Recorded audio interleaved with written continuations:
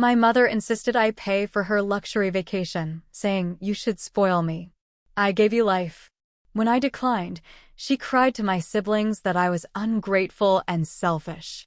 I sent her a link to a budget resort and said, "If you want luxury, pay for it yourself." It was a typical Tuesday morning. The cafe was filled with the aroma of freshly brewed coffee and the soft hum of conversations. Our regulars were in, and the line was steadily moving. I was behind the counter, assisting my team during the morning rush. The entitled entrance suddenly, the door swung open with a force that caught everyone's attention. In walked a woman, impeccably dressed, exuding an air of self-importance. She bypassed the line entirely, marching straight to the counter. "Excuse me," she said, tapping her manicured nails on the counter. "I need a soy latte, extra hot, no foam, and I need it now." I replied, "Ma'am, there's a line of customers waiting. If you could please join the queue, we'll be happy to serve you." She scoffed, "I have more important things to do than these people. Just make my drink." The confrontation, the cafe fell silent. All eyes were on us. I took a deep breath and said, "Ma'am, everyone here is waiting their turn. Please respect that." She raised her voice, "This is horrible customer service. I demand to speak to the manager." I smiled calmly, "Funny, since I am the manager, and we don't reward entitlement here." She stood there, stunned, before huffing and storming out. The cafe erupted in applause. Several customers thanked me for standing up. In customer service, we often go above and beyond to please. But there's a line between accommodating and enabling bad behavior. That day, I was reminded of the importance of standing up for what's right, even in the face of entitlement. About 2 hours after she stormed out, I was in the back going over inventory logs when one of my baristas, Jay, knocked on the office door. He looked a bit pale. Boss? You might want to come out here." I followed him out to the front. She was back. This time, she wasn't alone. She had 2 men with her. One wore a suit and carried a clipboard. The other had a smug look and a badge around his neck, some kind of inspector. I didn't flinch. I knew our health scores were clean, our books were in order, and our staff followed every rule. But the timing? Too perfect. She looked right at me and said, "Hope you're ready to regret how you treated me this morning." She turned to the man with the badge. "This is the one," she said. "He verbally assaulted me in front of customers. Humiliated me. I want this place shut down." I spoke up, calm but firm. "That's not what happened." The inspector ignored me and started asking Jay and the others questions. Clipboard guy walked into the kitchen without asking. I followed him and told him he needed to wait for me to accompany him. He said, "Ma'am, if you have nothing to hide, let me do my job." Something in my gut turned. It was like they had done this before. She stood by the pastry case like she owned the place, watching me, waiting for me to break. I didn't. What she didn't know was that we had a security system. Cameras with audio. Everything from the moment she came in that morning was on file. So I let them do their check. I stayed quiet and kept an eye on every move. About 30 minutes later, clipboard guy came out. He looked annoyed. Inspector guy looked like he was trying to find something, anything. Finally, I said, "Before you leave, I want you both to see something." I led them to the back office, pulled up the footage, and played the entire encounter. Her exact words, her tone, my response, her walking out in a rage. They didn't say much. Clipboard guy just muttered, noted. The inspector's tone changed completely. "Looks like there's no issue here. We'll be on our way." But she wasn't done. She shouted, "That's not how it happened. This place is a joke. You're all incompetent." She tried to grab the monitor. Jay stepped in. "Don't touch that." I calmly said, "You need to leave. Now." She glared at me. "This isn't over." They left. I sat down at my desk. My hands were shaking, not from fear, from anger. This woman tried to ruin my business because I asked her to wait her turn. She brought in fake complaints, Tried to fake an inspection. Who even does that? 2 days passed. I didn't hear anything. But then I got a letter. Certified mail. It was from a law firm. She was suing me for emotional distress and defamation. She claimed I made fun of her in front of other customers, and now she was afraid to go out in public. I laughed out loud when I read it. Then I handed it over to my lawyer. She picked the wrong cafe and the wrong manager. But things weren't done getting weird. The next week, 2 different 1-star reviews popped up on Google and Yelp. Same exact wording. Manager screamed at an innocent customer, humiliated her in public, made racist comments, and refused service. I flagged them both. But the damage was done. I had to deal with a dozen angry calls and 3 regulars emailed asking what happened. I posted the security footage on our cafe's Instagram with a caption, "We stand by our team. We stand by the truth." The comments exploded. People were pissed at her. She got doxxed by someone else. Turned out she had tried this at 3 other businesses in the area. Threatened to sue. Always stormed out shouting. Always brought in fake inspectors. Now the local news wanted an interview. I didn't say yes. Not yet. Because something told me she wasn't done. And I was right. She came back again. And this time, she wasn't yelling. She was calm. Too calm. She walked in during our slow hour. No makeup. Hoodie. Sunglasses. Like she wanted to blend in. She waited until everyone was distracted, then came to the counter. "I need to speak to the manager," she said softly. I walked over. "You're speaking to her." "I want to apologize," she said. Her hands were shaking. "I made a mistake." There was a pause. I didn't speak. She continued, "I've been going through things. My lawyer told me to drop the suit. I know I went too far." Still, I said nothing. I want this to be over." Then she pulled something from her bag. An envelope. "This is a letter of apology," she said. "To you. And your staff. And your customers." She left it on the counter and walked out. I didn't open it right away. Part of me didn't trust it. Part of me still doesn't. But I'll stop here for now. Because that's not where it ends. Not even close. I didn't open the envelope until later that night. I waited until the cafe was closed, lights dimmed, and I was sitting alone in the office, the soft hum of the refrigerator behind me. I tore it open slowly. Inside was a handwritten letter. A real one, not typed. Her handwriting was surprisingly neat. Almost like she'd rehearsed it. The letter said she had a breakdown. That she'd been under extreme pressure. That she acted out of character. She mentioned some personal things: divorce, custody issues, medication changes.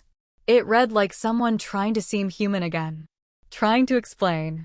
But what stuck out wasn't the apology. It was a line near the bottom. "I've done this before. A lot. But no one ever pushed back like you did." That hit me hard. She admitted it. All those rumors, all those online whispers about her showing up at other places, they were true. She'd made a game out of bullying businesses. People had just folded. I was the first to say no and mean it. I didn't know whether to feel proud or disturbed. I showed the letter to Jay. He read it twice, said, "Something's not right about this." I agreed. Then, weird stuff started happening. 2 days later, I noticed one of our front windows had a crack. Not big, but deep enough that it looked like someone had tried to punch it or hit it with something. We reviewed the camera footage, but it cut out from 3:11 a.m. to 3:27 a.m. Total blackout. We checked the system. No sign of malfunction. Just gone. Then, an email came to our cafe inbox. No subject. No body text. Just a photo. It was a picture of the back alley. The one behind the cafe where we take out the trash. But it was taken from high up, like from the fire escape. It wasn't old either. In the corner, I could see yesterday's newspaper lying near the bins. The photo had a timestamp. 2:58 a.m. My stomach sank. We called the police. They took a report but said it could have been a prank. Probably just someone who knows you've been in the news, the officer said. But I wasn't convinced. That Friday, Jay went out back to toss some garbage. He came back inside pale and speechless. He handed me a small box. I opened it. Inside was a crushed coffee cup from our cafe, with liar scrawled in thick red marker across the bottom. I looked outside. No one. Just the hum of the alley. We checked the cams again. Blackout. Exact same time frame as before. I called the security company. They did a remote diagnostic.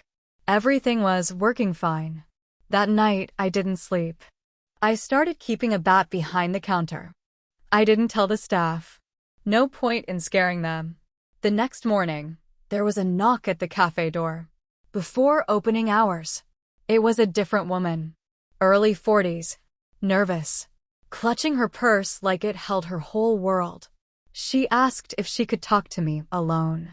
We sat at a table near the back. She introduced herself as Beth. She said she used to run a boutique in the West Loop. Closed it 2 years ago. I know her, she said. She didn't even have to say who. I knew. She ruined me, Beth said. Started with a complaint. Then bad reviews. Then she filed a report about fake products. Said I was scamming people. Called the city on me. Called my landlord. My suppliers. She paused. I didn't fight back. I just shut down. I didn't know what to say. She pulled out a folder. Here. I've been keeping track. You're not the only one. There are at least 5 more. Inside were screenshots. Police reports. Yelp reviews. Photos.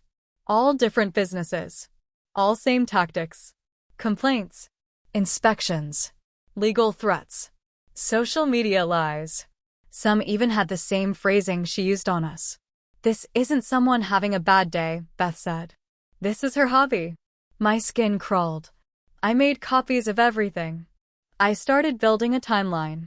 I spoke to another cafe owner out in Evanston who said the woman accused her of emotional abuse after being asked to follow mask rules back in 2020. A bookstore in Hyde Park said she pretended to faint in the store, then accused staff of negligence. We were all pieces in her sick little game. So I did something I hadn't done yet. I contacted a local reporter. Quietly. Off the record.